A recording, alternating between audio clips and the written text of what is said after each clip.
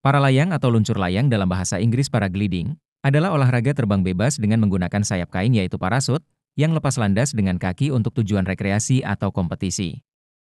Induk dari organisasinya adalah PLGI atau Persatuan Layang Gantung Indonesia, sedangkan PLGI sendiri ada di bawah naungan FASI Federasi Aerosport Indonesia. Olahraga para layang lepas landas dari sebuah lereng bukit atau gunung dengan memanfaatkan angin. Angin yang dipergunakan sebagai sumber daya angkat yang menyebabkan parasut ini melayang tinggi di angkasa terdiri dari dua macam, yaitu angin naik yang menabrak lereng atau disebut dynamic lift, dan angin naik yang disebabkan karena thermal atau disebut thermal lift. Dengan memanfaatkan kedua sumber angin tersebut, maka penerbang dapat terbang sangat tinggi dan mencapai jarak yang jauh. Yang menarik adalah bahwa semua yang dilakukan itu tanpa menggunakan mesin, hanya semata-mata memanfaatkan angin saja. Olahraga para layang adalah salah satu cabang olahraga terbang bebas. Para layang dapat diartikan sebagai sebuah parasut yang dapat diterbangkan dan dapat mengangkat badan penerbang. Parasut atau pesawat ini lepas landas dan mendarat menggunakan kaki penerbang. Parasut khusus yang digunakan memungkinkan Anda menempuh jarak horizontal yang jauh sebelum mendarat dan dapat lepas landas dari lapangan dengan para layang. Angin kencang dapat dengan mudah membuat para layang lepas kendali. Olahraga ini merupakan sebuah petualangan rekreasi dan kompetitif, dengan menerbangkan para layang atau pesawat peluncur ringan, terbang bebas, yang diluncurkan dengan kaki tanpa struktur utama yang kaku. Pilot duduk di sabuk pengaman yang digantung di bawah sayap kain. Sayap para layang dapat digelembungkan. Dalam beberapa hal, para layang tampak seperti parasut, tetapi bentuknya elips, sangat memanjang, dan tidak bundar. Sayapnya terbuat dari bahan khusus yang tidak memungkinkan udara tidak bisa masuk, kain sintetis yang kuat dan tahan lama. Dua lapisan bahan dijahit bersama dengan ada celah di antara keduanya. Peralatan para layang Anda akan memungkinkan Anda terbang selama berjam-jam, dan Anda akan dapat menempuh jarak yang jauh dengannya. Namun, durasi penerbangan para layang biasanya sekitar 1 hingga 2 jam. Biaya para layang sangat mahal, karena pertama adalah kualitas bahan yang digunakan. Para layang terbuat dari kain berkualitas tinggi, yang dapat menahan angin kencang dan turbulensi. Semakin baik kualitas bahan, semakin mahal pula harga para layang. Faktor lain yang mempengaruhi biaya adalah desain para layang. Waktu terbaik untuk melakukan kegiatan para layang adalah pada pagi hari saat udara masih segar, dan belum terlalu ramai pengunjung, atau pada sore hari untuk menikmati pemandangan matahari terbenam. Olahraga para layang akhirnya mulai dikenal pada tahun 1978. Pada tanggal 25 Juni, penerjun payung Jean-Claude Betems dan Andre Bon memutuskan untuk mencoba terbang tinggi dengan meluncur dari lereng Curamon Pertuiset di Meussy, Perancis. Perbedaan utama dari parasut dan para layang adalah, para layang jauh lebih besar, yang memungkinkan pilot untuk memperoleh daya angkat dan ketinggian dengan menggunakan arus udara yang sesuai. Sementara parasut lebih kecil sehingga dapat dikemas dalam wadah, yang cukup portabel untuk dapat digunakan untuk terjun bebas. Manfaat olahraga para layang adalah dapat melatih keseimbangan karena otot perut dan panggul bekerja penuh untuk memastikan postur tubuh tetap seimbang. Dengan kata lain, olahraga ini membantu Anda memperkuat otot-otot tubuh serta mengurangi resiko cedera saat beraktivitas sehari-hari. Biasanya, parasut para layang terbuat dari bahan nilon ripstop berporositas 0. Parasut para layang terdiri dari 3 jenis, yakni standard, performance, dan competition.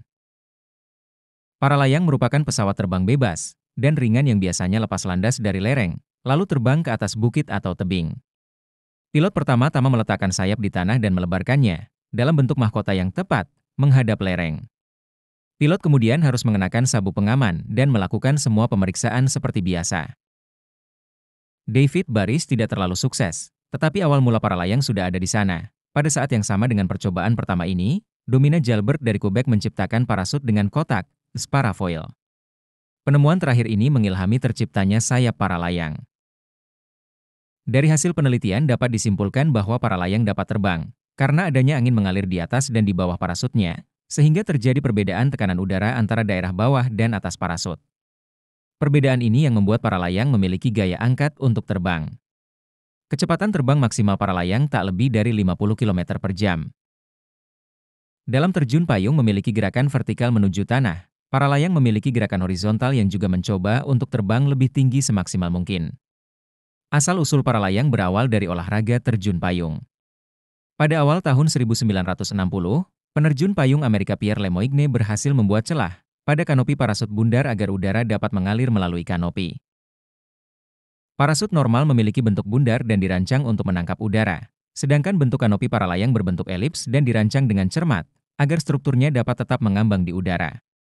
Para layang adalah olahraga yang sangat menyenangkan, di mana Anda dapat terbang seperti burung menggunakan sayap khusus yang menyerupai parasut. Anda menggunakan sabuk pengaman dan duduk di bawah sayap. Dengan menggerakkan dan mengendalikan sayap, Anda dapat mengendalikan kemana Anda akan terbang di langit. Parasut para layang dapat terbang dan dalam bentuk yang paling sederhana. Ini adalah bentuk pengalaman yang paling menyenangkan. Dan orang-orang seringkali terkejut dengan betapa nyamannya mereka di udara, dan menyukai bagaimana mereka merasa menyatu dengan langit. Terbang dalam cuaca yang tenang dengan para layang bisa sangat tenang dan menenangkan. Biaya pelatihan dan peralatan profesional dapat membuat para layang menjadi hobi yang mahal, dengan biaya kursus yang lumayan mahal bagi para pemula. Ada banyak jenis pengalaman para layang. Secara umum, berbagai struktur menawarkan penerbangan pagi yang sedikit lebih murah, karena lebih pendek daripada penerbangan para layang lainnya. Rata-rata, perlengkapan pilot termasuk sayapnya dengan beratnya sekitar 30 hingga 45 pon, tetapi perlengkapannya bisa seringan 20 hingga 25 pon. Setelah Anda menentukan berat lepas landas dalam kilogram, Anda perlu merujuk pada kisaran berat lepas landas untuk menentukan ukuran sayap yang terbaik bagi Anda. Untuk melakukan olahraga para layang, Anda memerlukan kanopi atau sayap para layang, sabuk pengaman, parasut cadangan, helm, radio, sepasang sarung tangan, sepasang kacamata hitam, dan sepatu yang sesuai. Sayap para layang modern terbuat dari bahan non-pori berkinerja tinggi seperti nilon ripstop. Pada sebagian besar para layang modern sejak tahun 1990-an dan seterusnya, beberapa sel di tepi depan ditutup untuk membentuk profil aerodinamis yang lebih bersih. Sebelum kita lanjut, silakan bantu kami untuk klik tombol subscribe, like, komen dan loncengnya agar kami semangat untuk kasih info dan tipsnya yang bermanfaat.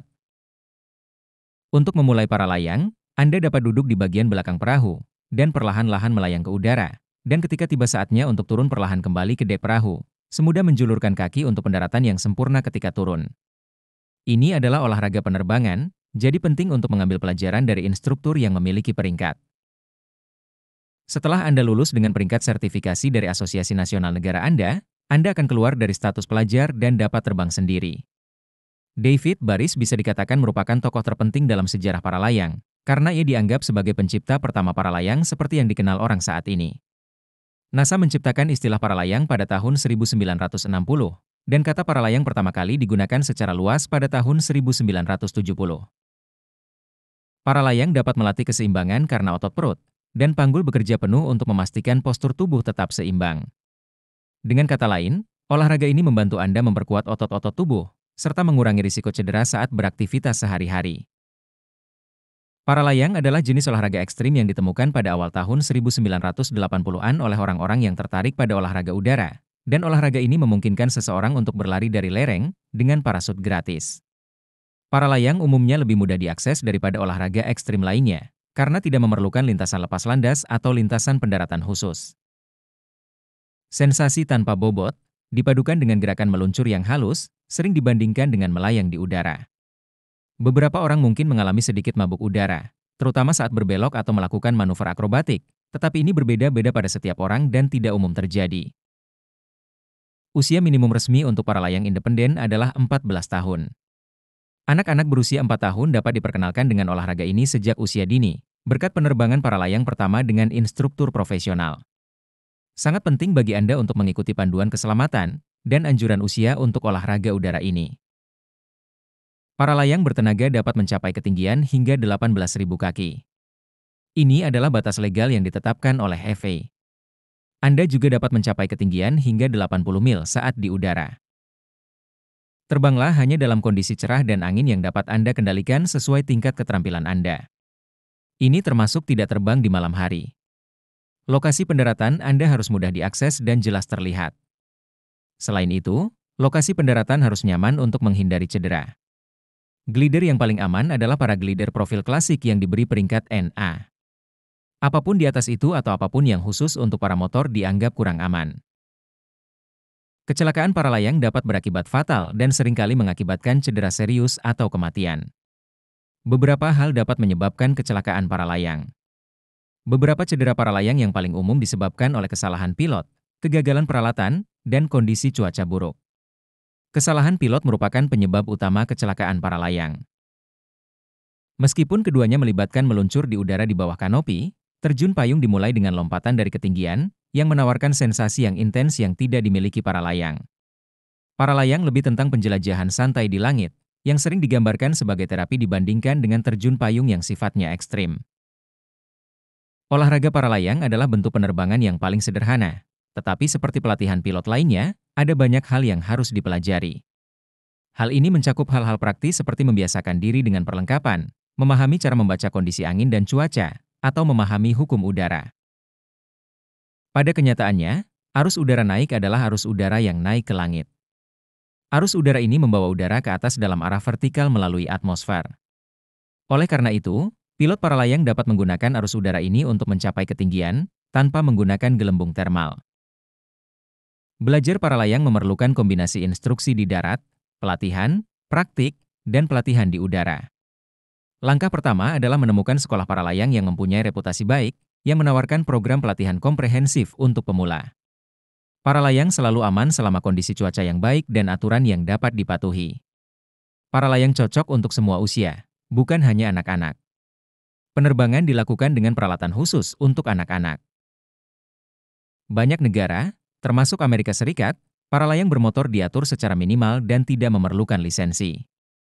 Beberapa tempat yang tidak diperbolehkan melakukan olahraga para layang, diantaranya adalah dilarang terbang di atas area padat penduduk di suatu kota, kota kecil atau permukiman, lalu dilarang terbang di atas tempat berkumpulnya orang di udara terbuka, dilarang memasuki wilayah udara terkendali tanpa izin terlebih dahulu dari otoritas yang berwenang.